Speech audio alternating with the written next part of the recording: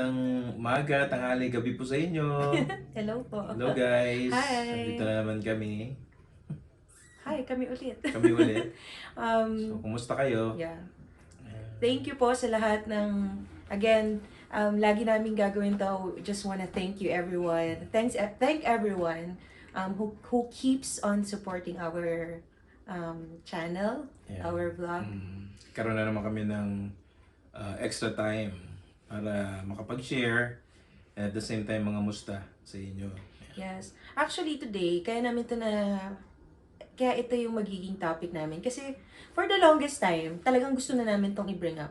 'Di ba? Napapag-usapan na natin to. Oo. And, we hope that yung topic na i-discuss namin, maging avenue na mag-open pa sa iba na mag-share ng experiences nila. Kailangan na talagang i-reveal to. Kailangan na talaga i-reveal. Kaya ang pag-usapan. Yeah, parang grabe, ano. But, kidding aside, our topic for today, if you will see the title of this vlog, it's really usapang relasyon. Yeah. Diba? So, relationship here, ano ba yung relationship na pinag-usapan natin dito? Children, ano ba? Or ano bang relationship to? I think pang mag-asawa eh. Pang mag-asawa or pang mag-partner? Pang mag-partner Yeah. yan. So, eto na. Okay. So, we've been here, ilang months na tayo dito tayo? Mag-8. Yeah, 8. Yeah. 8 months. Diba? Yeah. Nga pala, bago po kami mag-start, if you have been watching our videos previously and you like the contents that we present here, please consider subscribing to our channel. Yes. It's a big encouragement to us to actually make contents like this po in the future pa. Yes. Yeah. Okay. Okay, sige, simulan na natin. Simulan natin. Okay. Siguro to begin this topic, naalala ko lang this is one of my fears when we come here. Ito yung mga, hindi pala fears, parang isang sa mga wino-worry ko before we even came here. Kasi, you remember that when we were still living in Pasig. Sige nga, kwento mo nga. Yung na-meet mong taga-galing. Kasi meron akong na-meet sa nakapitbahay namin dun pa sa Pilipinas. Parang nanggaling daw siya nagstay daw siya dito tumira daw siya dito sa Canada. Sabihin natin abroad, Canada. Yan. So, natuwa naman ako. Sabi ko, wow, nice naman kasi sakto, pupunta rin kami doon. Kaso lang may mga kwento siya na mag-ingat ka dun sa Canada kasi hindi naman lahat ng nandun mababait, ganyan. Meron pa siyang sinabi, kinuwento na parang even yung mga Pinoy daw, parang hindi raw maayos. Like, meron daw siyang kilala na parang nag-aagawan ng asawa, parang gano'n. Oh my God! Yes. Ang juicy, no? Parang marites na tayo nito. But, ganun kagrabe yung kwento niya. So, sabi ko parang nalungkot naman ako na nasabi ko, yun lang ba yung masishare niya? May maganda naman siyang share. Pero parang syempre, umano rin sa akin yun na bakit ganon? May mga ganon din pala dun sa Canada. Pero I think hindi maiwasan eh. Yeah. And siguro yung topic lang, this disclaimer, okay? This is not limited to Canada. I think what we're going to discuss is relationship, the strain of going abroad to relationship. Hindi, kasi baka na-isolate na or porket Canada. It covers every country or maybe every time that you move, right? That you relocate. So yun, nung kinuwento sa akin ni Denshan, I vividly remembered na kinabahan ako na parang, so what awaits us? Diba? Na ba't umabot sa ganon? And I'm pretty sure na alala mo yun, nung parang first few weeks natin dito, parang, Tarta, may mga ganon Kasi, parang may worry siya nun na parang, is it really liberated dun sa pupuntahan natin talaga? Okay, so yun yung baseline natin. And then, of course, for the past 8 months that we have been here, it's not a walk in the park. I mean, di ba we have shared challenges and struggles here. And we have seen a lot of vloggers sharing their struggles. Siguro I think this is the right time to actually speak about relationship din.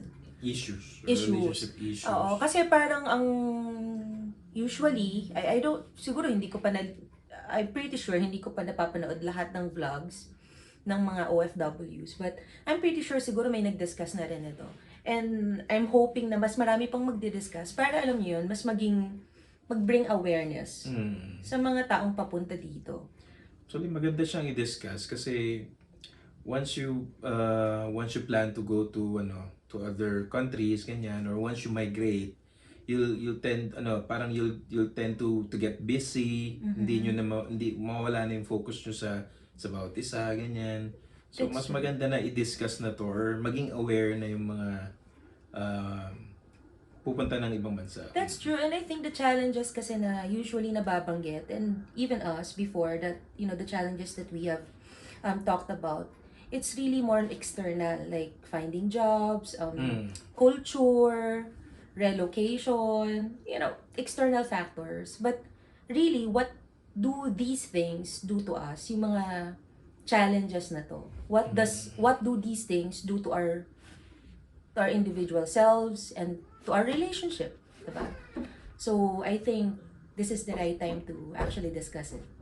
Yan. So, bali nga yung i-share namin, since this is the right time to talk about this, we actually made list. Syempre yung list na to, hindi to parang lahat ng mga causes, but these are the things that we consider na nakaka-add ng strain sa relationship whenever we relocate. Yun. So, ayun, mag-share kami sa inyo. Yan, gaya nga ng sinabi ko kanina, parang ang process ng immigration is very stressful.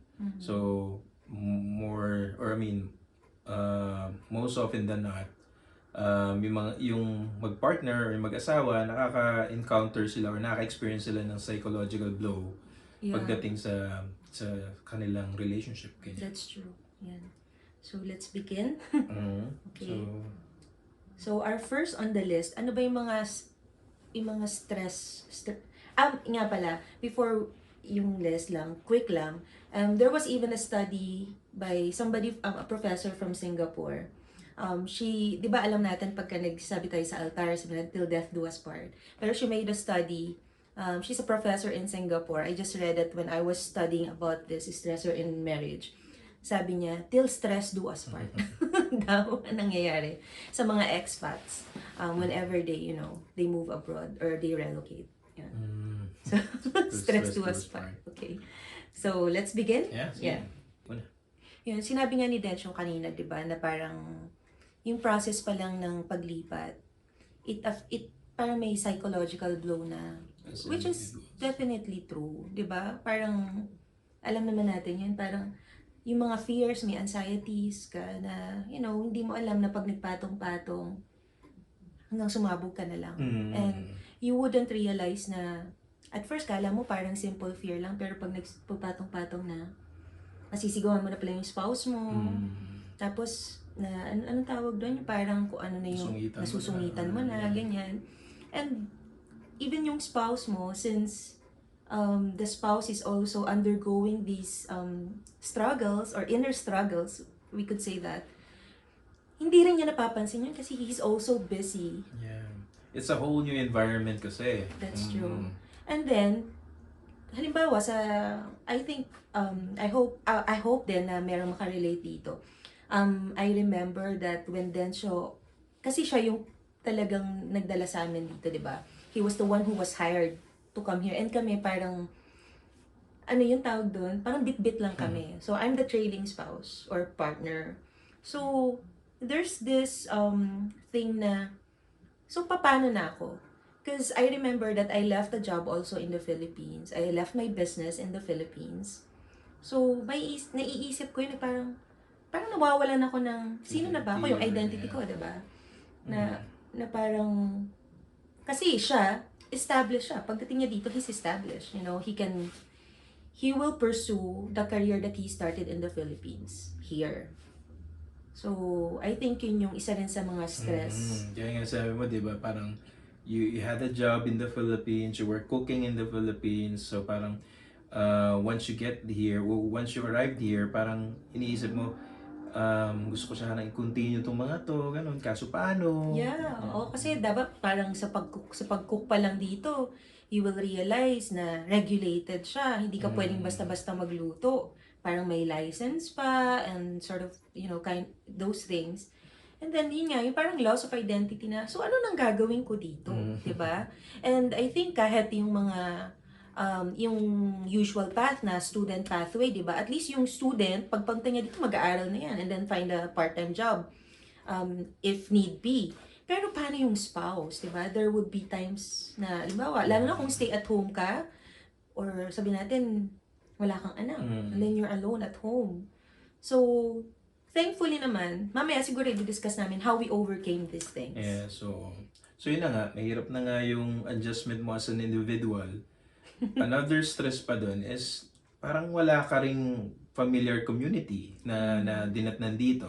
Siyempre, start from scratch kayo, wala kayo masyado pang kaibigan, so nangangapa kayo. Anong mangyayari is kayo yung yung bawat isa yung magiging sandalan nyo, or worse is magiging sumbungan or kung ano man yung or kaaway ganyan.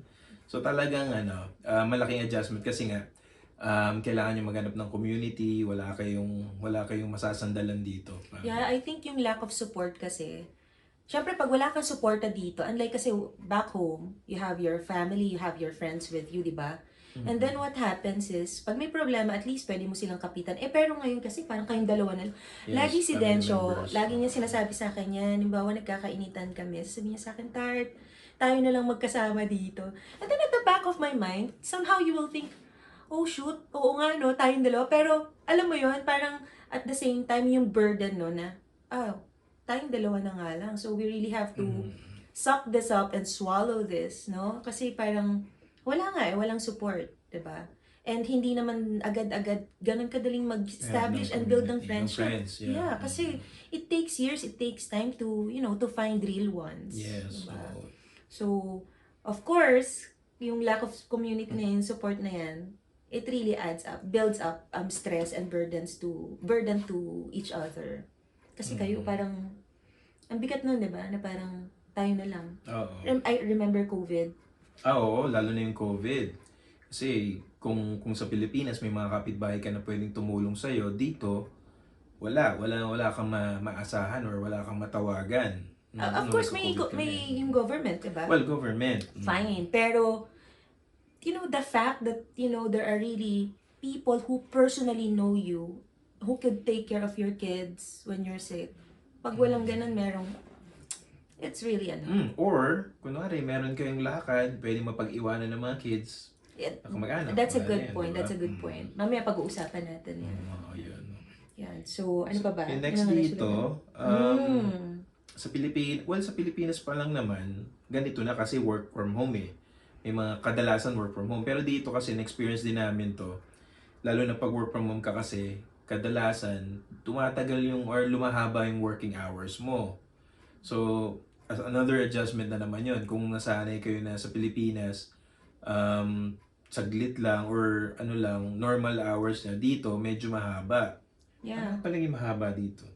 I think yung iba kasi nagda-double job. Yeah. Oh. And yung sa atin naman, personally, di ba? Pareho tayo nagka-work full-time. So, it adds, like, dati kasi pagkatapos mo ng work, I'm ready to talk to you. To talk to you po Hindi po tayo rated R dito. Alam niyo yun, I'm always available for him. Like, because freelancer ako, I was a freelance community manager and I had a business. So parang, alam niyo yun, I had the liberty of time back in the Philippines. But here, since pareho kaming full-time, talagang yung 8 hours namin daytime, parang there would be times na hindi kami mag-uusap kasi daming meetings. Pag breaks na lang tayo nag-uusap or lunch. Yeah. So, these things, syempre, bukod ako, na-miss ko yung dati, yung lagi kami talagang, we talk. Pero yung hindi talaga kami nakakapag-usap ngayon, parang, syempre, mamimiss mo eh. Parang, ganito na pala kami ka-busy. This is our life na pala ngayon. Dagdag din natin siguro sa mga kasamahan natin na bumabiyahe, So, sometimes din, Oh, yeah. mahaba yung travel time nila, extensive yung travel nila. Lalo na So, siguro yung mga truck drivers. yes. So, diba? So, additional strain din yun sa relationship. Mm-mm. Diba? So, ayun nga, parang ang mangyayari talagang gagawa ng paraan. Yes, so, Mamaya, share namin sa inyo yung mga ways. Para kasi kaming dalawa, we came to this point na the reason why we share this because we're ready na. We were able to get past through that, no? Yan. yes. Yan. So, I think isa dun sa naka-add or nakadagdag ng strain sa relationship is because, especially if you go to liberated countries or yung parang, I think dito sa yung mga western countries, kanya na parang yung unorthodox yung way of living nila, it's really different from where we came from, which is very conservative, di ba? So, I think dun yung pinapanggalingan nung nagkwento sa'yo na Oo. parang yun nga, yung asawa nagpapalitan. I think because iba yung moral standard siguro nila. I think mas liberated, ganyan. And yung iba parang nakakawala sa koral. Alam niyo yun, na parang, oh, ito pala, liberated, liberal country or whatever, liberated. Yan, so, I think yun nakaka-add din yun. And then yung isa, conservative. Diba? And also, di ba, pumunta ka sa ibang country, you find other people parang attractive. very attractive Oh, kasi yeah. they're different from you, parang ganyan. At yung iba rin sila, yung mga native, they find you attractive din. Eh, paano kung ikaw, tingin mo sa kanila, attractive, tapos sila attractive din sa'yo, eh, di parang na kayo na-attract sa isa't isa. I mean, we're not, ano lang to, parang ina-explore lang namin yung lahat ng possibilities na why, you know, bakit may mga stresses sa mga relationship tsaka sa marriage. Another thing, kasi dito, walang nakakilala sa'yo. So, oh yeah. Hindi katulad sa Pilipinas. Dami magsusumbong. Hindi makita sa'yo like, oh, si may kasama. Yeah, pero I mean, real talk lang naman talaga. If you Yes. really wanna do it, whether in the Philippines or here, you'll do it. So, You'll do it. which is really sad. Ayan, Yeah. Kasi hindi lang naman kayong mag-asawa yung nasasaktan. You know, if there are kids involved. But anyway, yun nga yun. So, pagka new ka sa ibang country, there's that possibility that, you know, a new country, a new way of living can really release the beast in you. You can lose your moral standard and you release the beast in you. Release the beast in you. Ayun. Ayan. So, another one is, kunwari, yung couple nagpunta nga dito, or I mean, yung isa sa kanila, iniwan yung trabaho nila sa Pilipinas, and then pagdating dito, saka pala mag-a-adjust. So, may possibility na, alam mo yun, mawalan siya ng confidence, and then magkaroon siya ng resentment, kasi nga, buong buhay niya, nagbago. Diba? That's true, lalo na kung halimbawa, yung spouse na aakayin mo dito, parang mataas na yung established na sa Philippines. Tapos pagdating dito, syempre hindi naman, alam naman natin yun, di ba? Yung realidad na hindi naman lahat ng professional sa Philippines, hindi nyo nakukuha nilang profession dito or career dito, hindi rin ganun. So, there's really, pasalamat na lang ako kasi hindi ko naman naramdaman yun. But, you know, thinking about that possibility na teka lang, pupunta tayo doon, magsisimula tayo sa wala, or ako, halimbawa, si Densyo pumunta, ako, wala na ako dito. I mean, walang-wala ako. So, there's that possibility na magandang mapag-usapan talaga na, are we really ready for this? Kasi, yung sinabi ni Densyo, nawawalan ka ng confidence, it's really big. But it's even bigger na yung pagkawala mo ng confidence, naging resentment siya. Kasi it will really destroy relationships. So you have to really deal with that. Yeah. So parang, di ba, magandang ngayon pa lang pag-usapan na alam natin tong papasukin natin.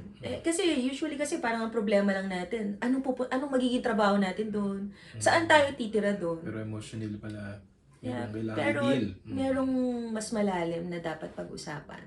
And I think, yun talaga yung dapat pag-usapan kasi relationship matters. Yes, correct. Yeah. And then lastly, since ibang country siya, ibang climate, ibang community, so malaking adjustment talaga siya.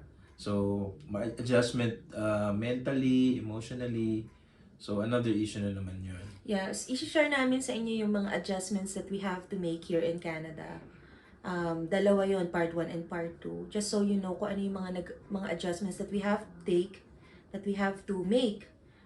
Just so you know, maka-get by kami. And not only kasi ang desire mo hindi lang naman to survive, but also to thrive. You know, Thrive, yung parang you're living your life the way you want it to. So yung sinabi ni Densho, the last one talaga is the pretty obvious, the one that we've been discussing and many vloggers have been discussing about, which are, finding new jobs, having new culture, the language barrier. Yan yung yan yung pinaka-obvious. Yan. And it adds nga sa mental and psychological stress natin. Yun. So, okay. So, we have discussed na dad. And ako naman, talagang may pinagdaanan din tayo, diba? Na, ako siguro, ang ma-advise ko lang din, before we give you the list of how we overcame it, is, kaya yung mga naiwan po sa Philippines, if you have families who are going abroad, especially if they're families, as much as possible, be more understanding to them. Kasi yung hindi nyo po alam yung strain. Baka ang naiisip nyo lang, paghahanap lang ng bahay, paghahanap lang ng trabaho, problema nila, or finding money. But it's really the stress on relationship na yun po talaga yung pinagdadaanan din nila, how to raise their kids. Yung raising kids, next time pag-uusapan po natin. But yun, yung marami pa silang pinagdadaan ng mas malalim na maaaring hindi nyo nakikita. Kaya, be more patient with them and be more understanding with them. Yes. Ito tayo sa tips. Yes. How to survive. How to survive. Kung, ayan na, kasi you cannot escape from it, diba? Kasi yan na yung mga stress diba? And sooner or later, sasabog na lang yan. So, paano tayo makaka-survive? Unang-una siguro, need nyo mag-usap. Pag-usapan nyo every little issue that you have. Kasi, sinabi nga natin, magiging busy yung buhay nyo dito. Pero, wag naman sanang dumating sa point na, alam mo yan, hindi na kayo nakakapag-usap. Nagkakaroon kayo ng problema, pero hindi nyo rin manaayos.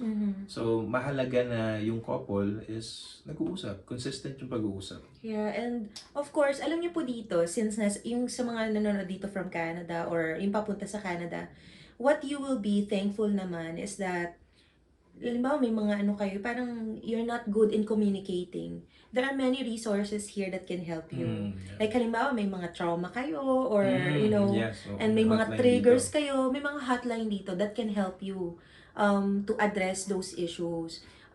So, take advantage of that na, so that you can properly communicate with your spouse. Yung mga hindi nyo na-address dati na bakit ba lagi kayong sumisigaw or whatever. Siyempre, pag sumigaw na, ayaw mo nang kausapin, di ba? Pero dito, since available naman yung resources, and echo ko lang yung sinabi ni Densho, talking with each other, not to with each other, and treating each other with respect.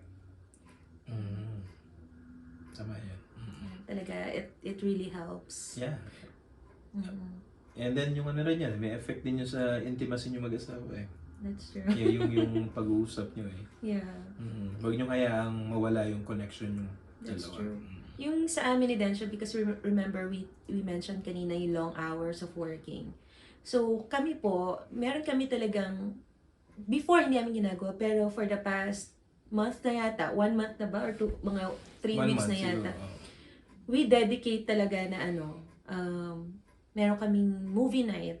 Yes. And then, magkatabi lang kami doon. We hug each other, we cuddle, ganyan. No?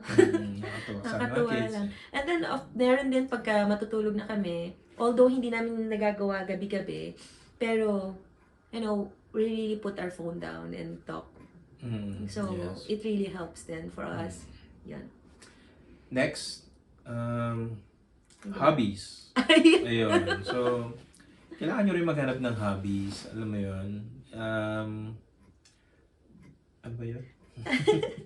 Sa amin, sa Philippines kasi ang hobby namin mag-asa. Ano bang hobby natin nun? We used to have couples group before in the Philippines. So, it's one of our hobbies, to go there and to socialize. Pero since wala naman kaming ganong community here, isa sa mga hobbies namin na we walk at home. Yan, yung pag-exercise, hobby namin yan. What I like about is it is, pagka nakakatapos kami mag-exercise, sayang nga kasi parang recently hindi namin siya masyadong nagagawa. Pero when when we do that, nagha-high five pa kami, alam mo yon na parang, uy, nagawa natin to, good job to both of us. Yan. For me, ang hobby ko dito is pagdadrive eh. Mm-mm. Pagka inutusan niya ako ganyan, errand, parang natutuwa na ako nung mag-drive. Oo, Kasi tapos, nasanay din ako. sinasamahan ko na lang siya. And then, we listen together. So, Yes. So, is yung naging hobby namin, yung pagpunta, halimbawa, nagde-drive nga siya. So, I have my AirPod ba yun? Yeah, AirPod. And then, while the kids are watching at the back ng movie nila, kaming dalawa, nakikinig lang kami ng mga 90s song, boy bands, whatever, ganyan. And, it connects us. Correct. So, find hobbies that you like. Of course, your hobbies may change kasi nasa new environment ka. But don't lose sight of your passion. Yes. Of the things that you like. Isa sa hobbies din ni Dencho is he really likes gadgets. So, now I encourage him. Okay, sige, go. Are you sure about that? Then go. Because it's what he likes. Yeah. Thank you. No, thank you. Next. Yan. Ano pa ba? Okay. Ano lagyan natin? Yan. Yun, yung pagsiset siguro ng expectation. Siyempre, dapat realistic nga naman yung expectation. Hindi naman yung parang pagpunta nyo dito, parang you think it's all rainbows and butterflies because it's not gonna happen. And even yung progress kasi and progress, hindi naman siya linear, yung growth. It's sometimes may bumps, sometimes liliko ka, ganyan. Sometimes stuck lang kayo doon. But yung expectation nyo sa isa't isa, una, you set expectation na ano ba yung kinakaharap natin. That's why I really hope that, many vlogs pa yung magka-come up kung ano yung mga napagdaanan nilang strains sa relationship nila.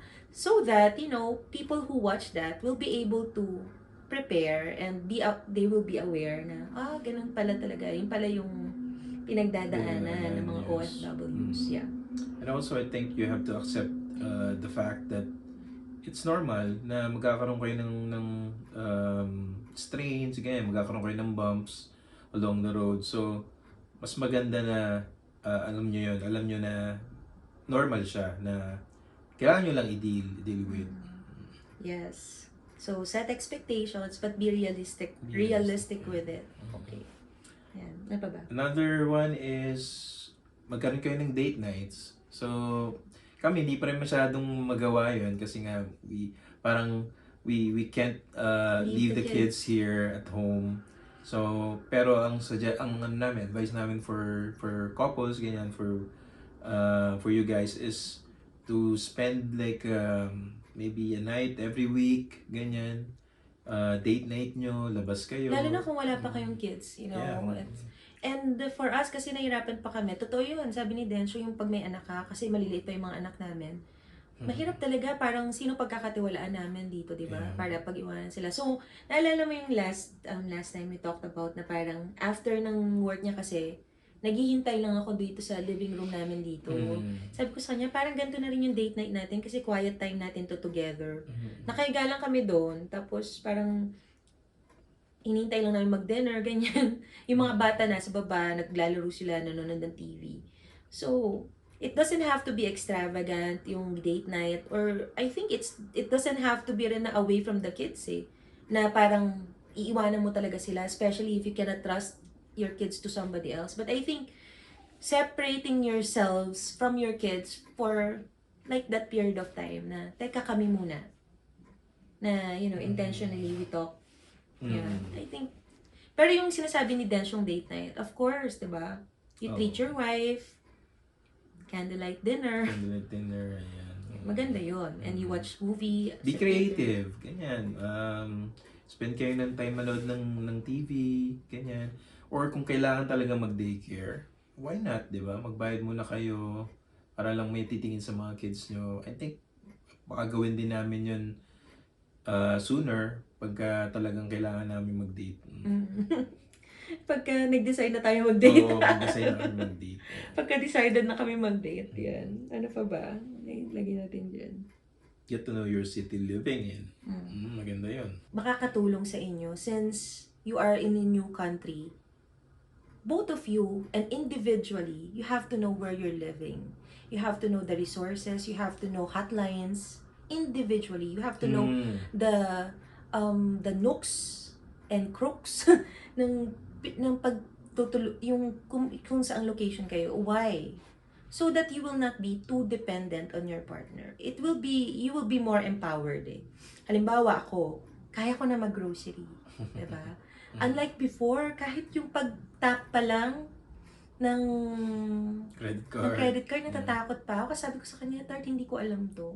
But you know, knowing these things will make you, you will be more empowered, you will be independent. Doesn't mean that you want to stay away from your husband or you don't need him anymore. But being empowered, di ba, nakakaano yun eh, nakakataas ng moral. And when you feel good about yourself, you treat other good din, di ba? You treat other people well.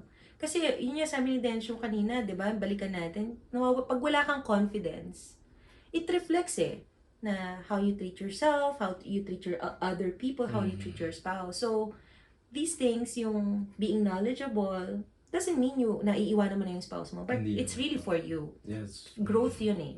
Yan. Other thing na ginagawa namin is we explore yung lugar na to. We explore the city, we go to downtown, ganyan. We go to different places. Pag may mga pinopost sa Facebook or sa website na, oh, it's free, ganyan. Let's go there. Yun yung nagiging bonding naming Yeah, family. nakakadagdag sa bonding since yun. nandun na kayo sa ibang bansa, might as well, di ba, Use it. use And it, enjoy. explore, visit other places, ganyan. Yeah. Yung mga bago sa inyo. That's true. So another naman yun, way of bonding with your family. Yeah. With your spouse. With your spouse. Yes. Oh, yan. And then, last but not the least, yung using online resources to find support. Yes. Like Oo. sa Facebook, mag-search kayo ng Filipinos in this place, in this country, ganyan. Yan yung ginawa ni Sarah. Si Densyo rin, actually siya, sabi ko sa kanya, Tart, you're so friendly. Kasi ang ginawa niya, nung summer, kasi nga wala pa kaming friends eh, tito. So ang ginawa niya, nag-post siya dun sa Filipino community here in Edmonton, na nag-introduce siya ng sarili niya. And then si Kuya Drix ng Philcan called him. Yeah. So sabi ko, nakakabilib lang yung husband ko to take that initiative na, alam mo yun, magpakilala. And usually gano'n naman talaga when you go to another country. When you isolate yourself, wala talaga mangyayari. But, when you come out naman, you will find people na, who share the same experiences and that will connect you with each other eh. Diba? So, and there are many people like that. So, tama yun. Use online. Yeah. Alala ko lang, share ko lang, no? Parang naglalaro sa playground yung mga kids. And then may nakita ako na parang nagtagalog. So what I did, I talked to him. Parang sabi ko, hey, matagal ka na ba dito, ganun, ganyan. Hanggang sa naging kaibigan na namin siya. Hi, Francis. Hi, Francis. Belated happy birthday. So yun. Yun yung mga tips na gusto naming ma-share. Yeah. Tsaka yun nga, yung parang respect and grace to each other. When you move to another country, be gracious. Ay, gracious pa. Yeah, be gracious to your, and be graceful din sa pagtanggap ng mga pagkakamali mo. Be gracious to your partner na, hindi madali itong papasukin nyo. Kaya, there will be strains. And your partner may change. You have to accept that. Your partner may and will change. So, it's part of growth. If the change does not do you good, it harms you, talk about it. But if the growth is, na hindi nyo lang naiintindihan yung change na yon, talk about it. Be gracious na, you're not also perfect. Diba? So, and respect then how you talk to each other. Yeah. Kasi pala dito, pag nag-away at maingay, pakapapulis. Oo. Diba? Mapapulis Nakwento kayo sa amin dito. ng friend namin, pag may nag-aaway daw, napapapulis. So, Yeah. yan. And then, yun pa ha, kailangan yung connection nyo palaging, huwag nyo hayaan na mawala yung connection nyo mag-asawa. Keep the love alive, parang ganyan. Kanta nga. Tama yun. Oo. Kaya, sa mga pupunta ditong mag-asawa or magkarelasyon, remember that your relationship matters most. Diba? Yes. Yes, career growth matters, financial freedom matters, but at the end of the day, your relationship matters most, diba? Your relationship with yourself, your relationship with your partner, with your kids. So, balik kayo sa reason bakit nyo ipupursue ito.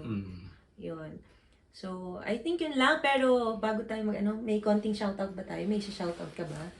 Ayan, shoutout lang tayo sa mga bagong nag-comments. Ayan. May Angie, ayan. Shoutout sa iyo, Mama Bear. Kay Sis Nadine, ayan, shoutout kay Sis Nadine. Hi, BFF. Kay Ma'am Violi Serrano. Our new subscriber, Violi. Kay Kabayan Montreal, kay Ma'am Rebecca De La Rosa. Kay Tita Myrna, who always watches us from Hamilton, California. Yes. Tito Orlando Solera. ANP, Tatlong Hari. Ayan. Yan, salamat po. sa iyo. Tita Kay, we miss you. And Chris Bell, Bukid Vlogs. Yes. Hello sa inyo dyan. Si Mommy Ann Margaret. Ava Margaret. Yeah, Ava Margaret. Simple Winnie. Ay, Ate Winnie. Winnie. Thank you. Pagaling ka po. Adlaw. Yeah, tsaka yung aming mga bro and sis sa Malaysia. Ayan. Si Celine, Bro MC, dalawang chikiting, at saka ano ba pangalan kapatid niya? Si JC? Si JC Vlog. JC Vlog. JC Salamat Vlogs. sa laging panonood sa amin at pagsubaybay, pag-comment. Maraming salamat sa iyo. Ayan. Yan. Sa mga kapwa vloggers namin sa Canada. Yeah, Ayan. salamat sa pagko-comment ninyo. Yan. And yun lang, I Yun lang think siguro. sana nakatulong yung video na to. And again, kung hindi pa po kayo nakakapag-subscribe sa aming channel, consider to subscribe, guys. Just hit like, share, and subscribe. yes, and yun lang po. Yan. Salamat. Thank you. Thank you for watching.